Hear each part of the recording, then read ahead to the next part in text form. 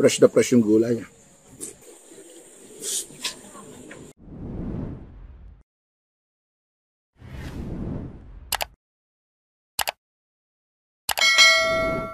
Andito ngayon si Mr. Yusgay sa Palaisdaan Restaurant, Tayabas City upang tikman ang mga pinagmamalaking pagkain dito sa Palaisdaan. Meron dito isa sa pinagmamalaki ng Palaisdaan, ang sinugno.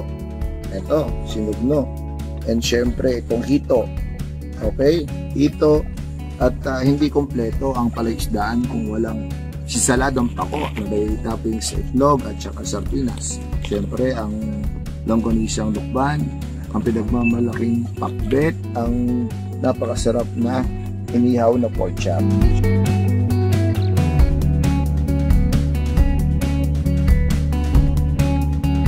Siyempre, bago ko simulan to, hindi nawawala ang ating pampagana. Okay? Ang pampagana ng Johnny Walker. Ayan. Isang munang pampagana tayo. Ito, meron tayong fresh buko. Tikman natin. Ito ang unang natin titikman. Napakasarap daw ng sinugno. Ito ay yung tilapia na iniihaw bago gataan. Okay? Itong hito, isa ito sa pinagmamalaki nilang bestseller. Yan. Ano? Sobrang ito, lambot. Lambot talaga dito.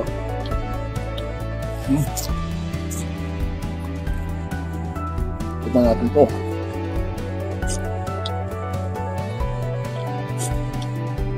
Fresh na fresh yung gulay. Ito daw, i-mix mo. Tama? Tama. I-mix mo daw yan. Kasi ito, hilaw to. Fresh to eh. Okay. Panalo. Compatible yung lasa ito. Wrap. Pork chop. Huwag lang kung dito lukban. Diba? Ito, para makita nyo kung gaano kasarap, sabawan natin ng gata. Siguro, kung tatanong kayo kung bakit hindi ako kumakain ng kanin, pasensya na po kasi almost 6 years ako hindi kumakain ng kanin.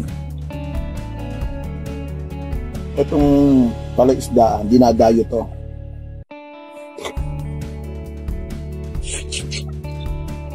Wala akong masabi, guys. Sobrang sarap. Ayan, no. Grabe yung hito. Ang lambot.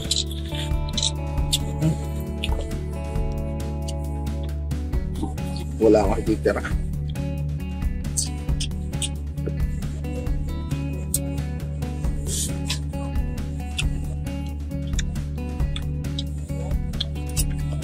Grabe dyan, boy. Walang pagkain hindi masarap. Lahat masarap. Grabe na. Harap.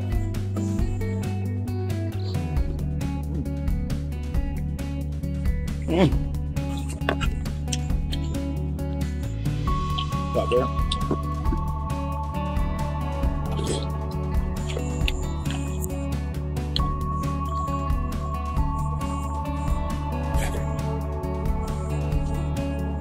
Wala akong masabi.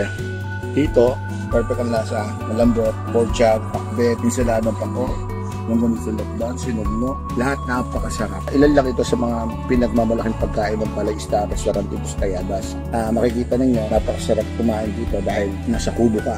No? Yung kubo, nakalutang sa Palaisdaan. No? Kaya kayo, kung gusto nyo na-experience to, pumunta kayo dito sa Tayabas City. Sobrang sarap. Perfect.